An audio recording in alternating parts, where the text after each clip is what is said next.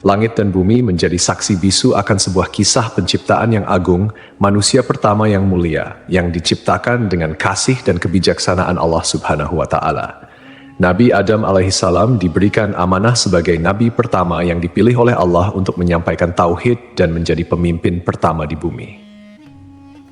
Allah Subhanahu wa Ta'ala memberitahukan kepada para malaikat tentang keinginannya untuk menciptakan Nabi Adam alaihissalam dan keturunannya. Para malaikat bertanya untuk mencari tahu hikmah di balik penciptaan Adam dan keturunannya, bukan untuk membantah, menghina, atau dengki terhadap keturunan Adam seperti yang dipahami oleh sebagian mufasir. Mereka berkata, apakah engkau hendak menjadikan orang yang merusak dan menumpahkan darah di sana? Menurut salah satu pendapat, kerusakan dan pertumpahan darah sudah pernah terjadi sebelum Nabi Adam alaihissalam diciptakan, dan hal itu dilakukan oleh para jin dan sekelompok jin lainnya. Jin sudah ada 2000 tahun sebelum Adam alaihissalam diciptakan, dan mereka saling menumpahkan darah.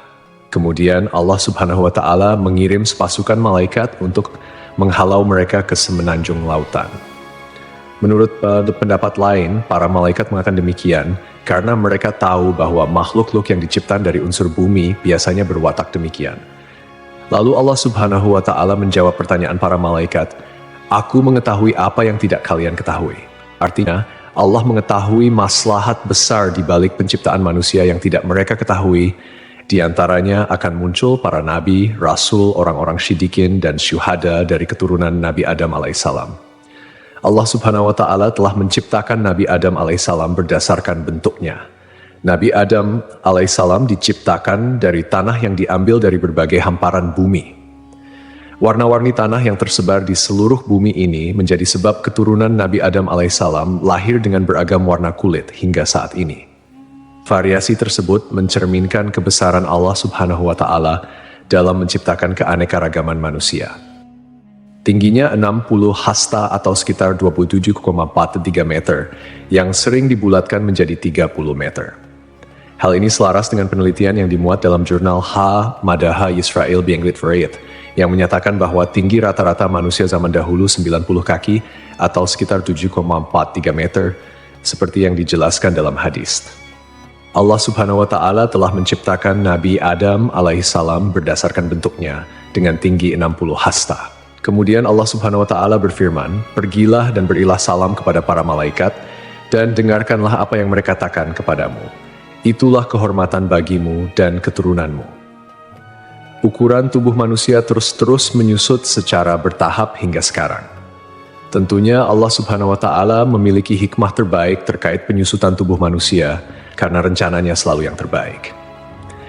Meski manusia saat ini tidak memiliki postur tubuh setinggi Nabi Adam alaihissalam, Rasulullah Shallallahu alaihi wasallam menyampaikan kabar bahwa penghuni surga nantinya akan memiliki postur tubuh yang serupa dengan nenek moyang mereka, yaitu Nabi Adam alaihissalam. Tubuh penghuni surga akan kembali ke bentuk awal penciptaan manusia.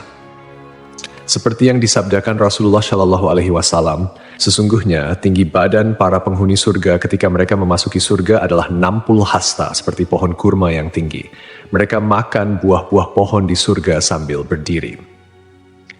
Allah Subhanahu wa Ta'ala juga mengajarkan kepada Nabi Adam alaihissalam nama-nama semua benda yang diketahui manusia. Mulai dari nama manusia, hewan, bumi, tanah, lautan, gunung, unta, keledai, hingga nama-nama benda lainnya. Allah Subhanahu wa Ta'ala juga mengajarkan nama lembaran, takdir, dan lainnya.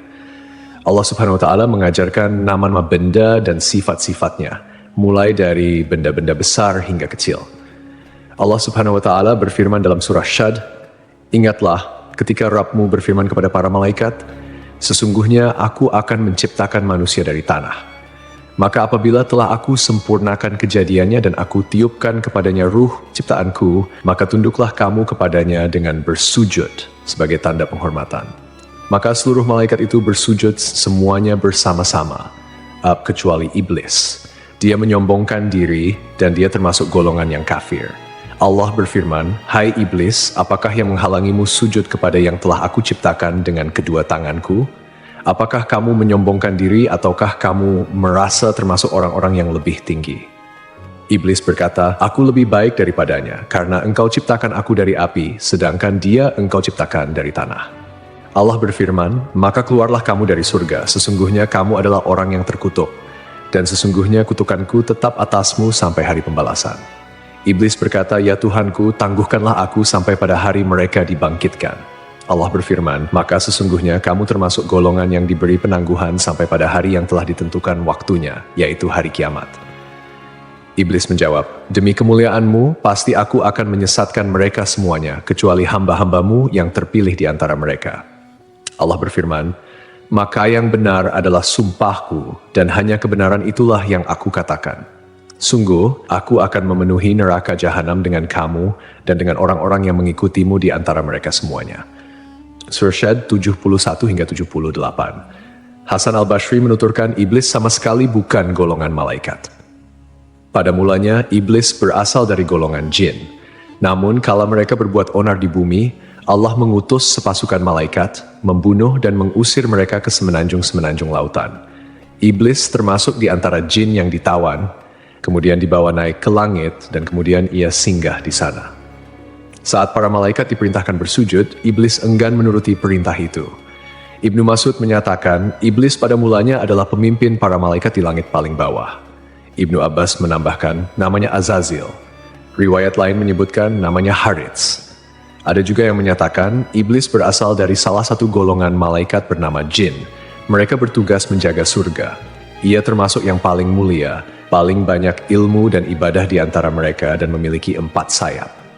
Namun kemudian Allah mengubah wujudnya menjadi setan yang terkutuk. Allah memerintahkan Adam alaihissalam untuk tinggal di surga bersama istrinya. Allah berfirman, "Dan kami berfirman, wahai Adam, tinggallah engkau dan istrimu di dalam surga dan makanlah dengan nikmat berbagai makanan yang ada di sana sesukamu. Tetapi janganlah kamu dekati pohon ini, nanti kamu termasuk orang-orang yang zalim."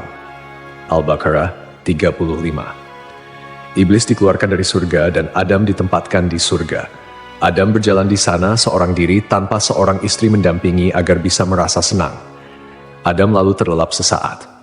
Setelah bangun, ternyata ada seorang wanita duduk di dekat kepalanya. Ia diciptakan Allah dari tulang rusuk Adam. Adam bertanya, "Kamu siapa?" "Aku seorang wanita," jawab Hawa. "Kenapa kau diciptakan?" tanya Adam. "Agar kau merasa senang padaku," jawabnya.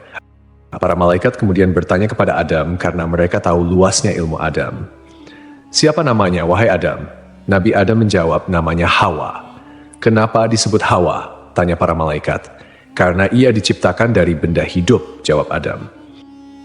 Hawa diciptakan dari tulang rusuk sebelah kiri yang paling pendek saat ia tidur.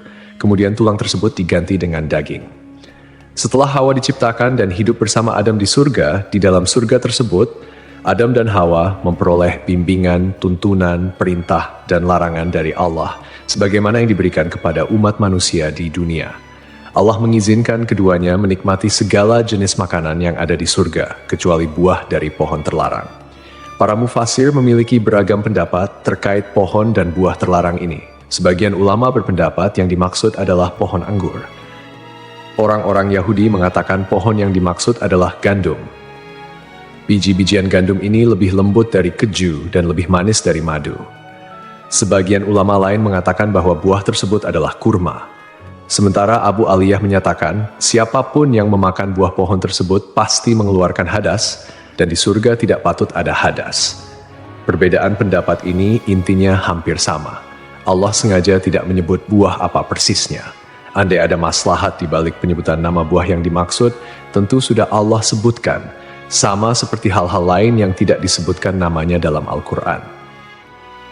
Lalu iblis berusaha mengeluarkan Adam alaihissalam karena iri dengan kemuliaan yang diberikan oleh Allah kepadanya. Tipu daya berupa bujukan dan rayuan dilakukan oleh iblis agar dapat mengeluarkan keduanya dari surga. Iblis membisikkan pikiran jahat dan berkata kepada Adam, "Wahai Adam, maukah aku tunjukkan kepadamu pohon keabadian dan kerajaan yang tidak akan binasa? Rabbmu hanya melarang kamu berdua mendekati pohon ini dan melarang kalian berdua memakan buah ini, tidak lain agar kalian berdua tidak menjadi malaikat atau kekal selamanya di surga." Artinya, jika kalian berdua memakan buah itu, kalian berdua menjadi malaikat atau kekal selamanya di surga. Dan setan bersumpah kepada keduanya, "Sesungguhnya aku ini benar-benar termasuk para penasehat." Setan membujuk mereka dengan tipu daya.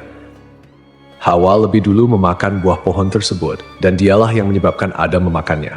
Andai saja Hawa tidak mengkhianati suaminya, Adam tidak akan memakan buah pohon terlarang tersebut. Ketika mereka mencicipi buah pohon itu, tampaklah oleh mereka auratnya. Saat itu kedua mata Adam dan Hawa terbelalak dan keduanya mengetahui bahwa mereka telanjang.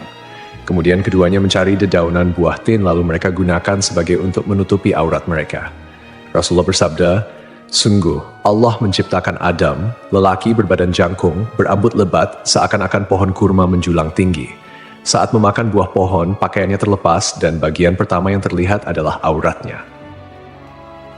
Saat melihat auratnya, Adam berlari di surga. Allah memerintahkan dua malaikat untuk mengeluarkan Adam dan Hawa dari dekatnya. Jibril kemudian melepas tiara dari kepala Adam dan Mikail melepas mahkota dari keningnya. Dahan sebuah pohon kemudian mengait hingga Adam mengira hukuman disegerakan untuknya. Adam menundukkan kepala dengan mengatakan, "Ampun, ampun." Allah berfirman, "Apa kau melarikan diri dariku?" Adam menjawab, "Bukan, tapi karena aku malu padamu, wahai penolongku."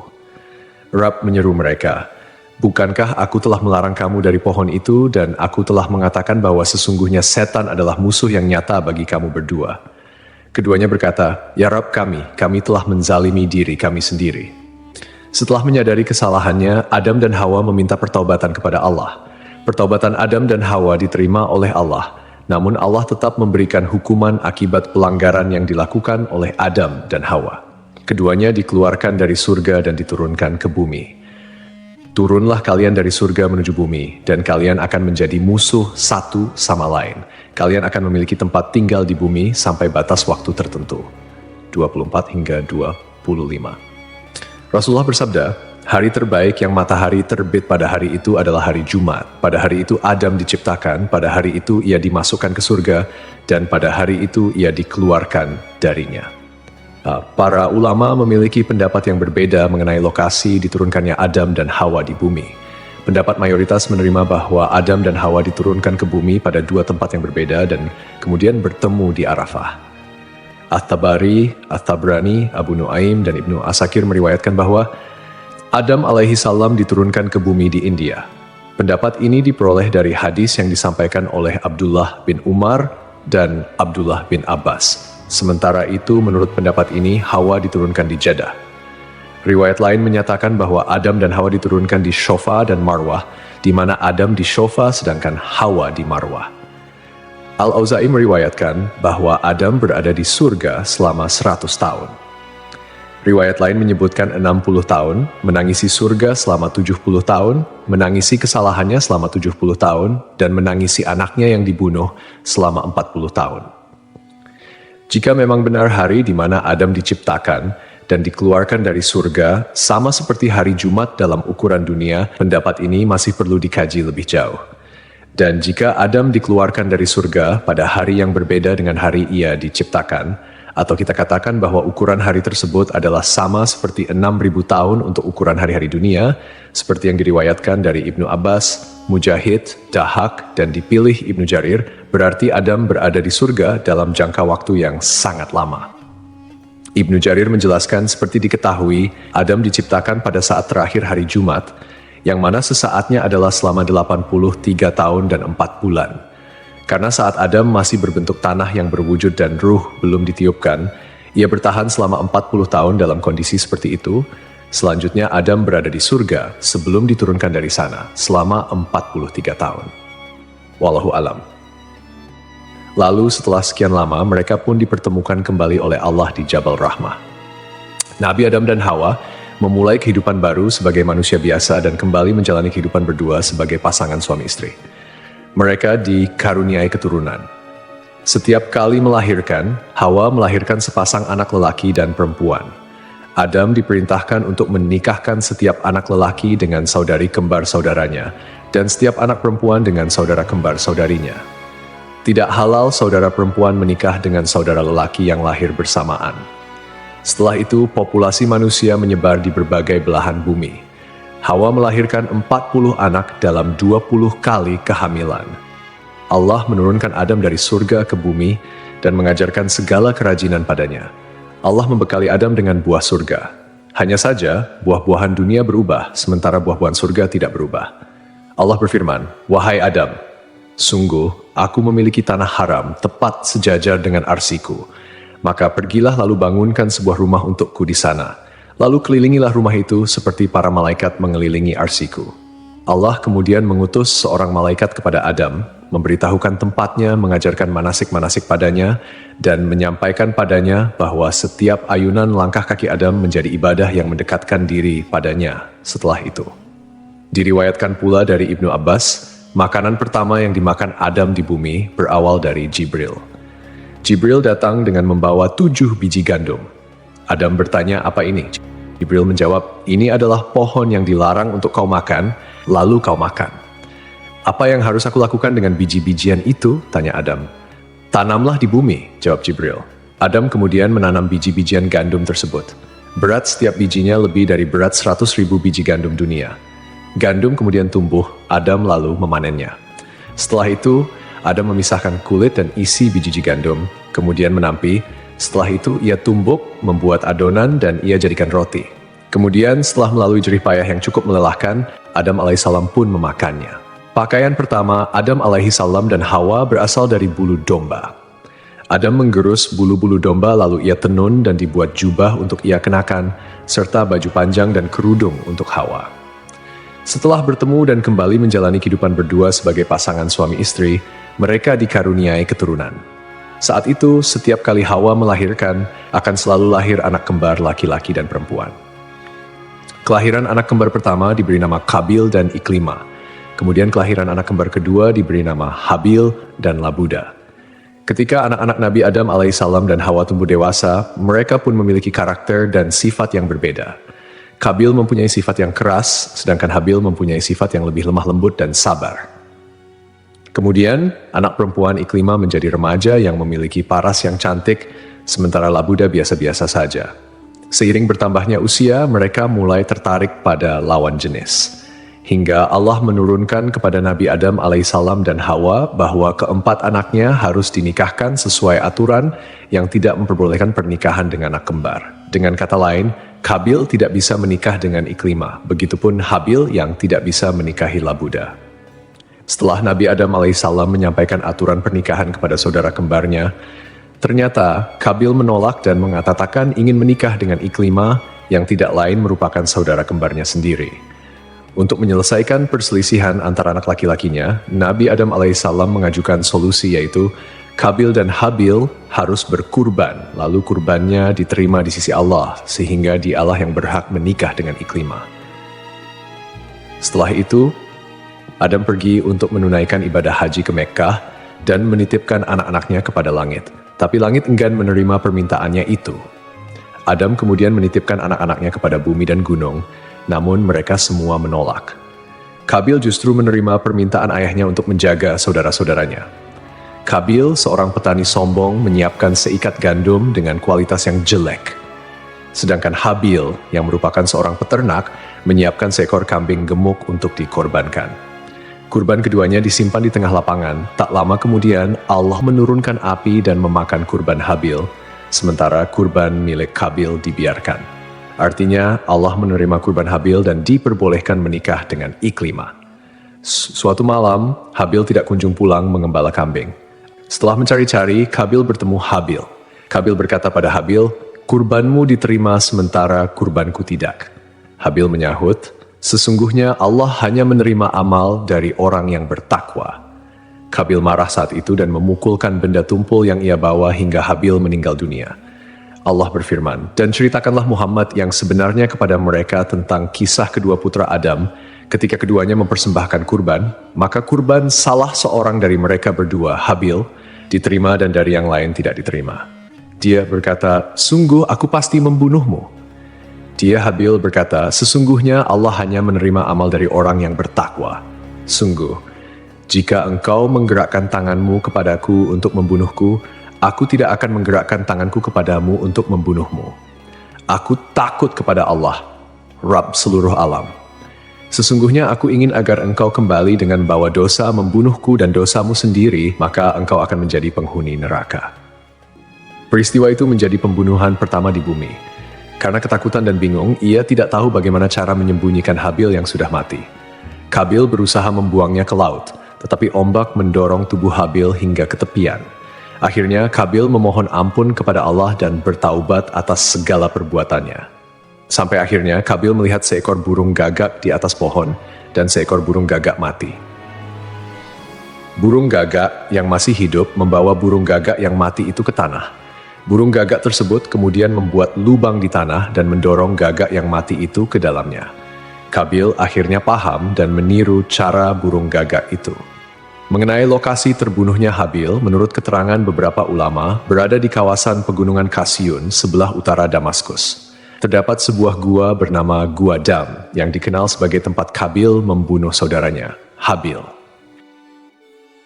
Reaksi Nabi Adam ketika mengetahui bahwa Habil dibunuh oleh Kabil digambarkan dalam beberapa riwayat, meskipun tidak secara langsung dicatat dalam Al-Quran. Ketika berita kematian Habil sampai kepada Adam, ia merasakan kesedihan yang mendalam dan hancur melihat salah satu anaknya melakukan tindakan yang sangat tragis dan tidak bermoral. Kesedihan ini menjadi ujian baginya sebagai seorang ayah, dan ia berusaha mengajarkan anak-anaknya tentang akibat dari perbuatan buruk serta pentingnya menjaga hubungan baik antar saudara. Nabi Adam mengingat kembali ajaran yang diberikan Allah mengenai persaudaraan dan kebaikan, sehingga ia merasa sangat terpukul oleh tindakan Kabil yang mengakibatkan pembunuhan pertama di bumi. Dalam kesedihannya, Adam berdoa kepada Allah memohon ampunan dan petunjuk atas apa yang telah terjadi. Dia juga berusaha untuk menjelaskan kepada Kabil tentang dampak dari tindakan buruknya, menekankan bahwa Allah hanya menerima amal dari orang yang bertakwa, dan bahwa setiap perbuatan memiliki konsekuensi.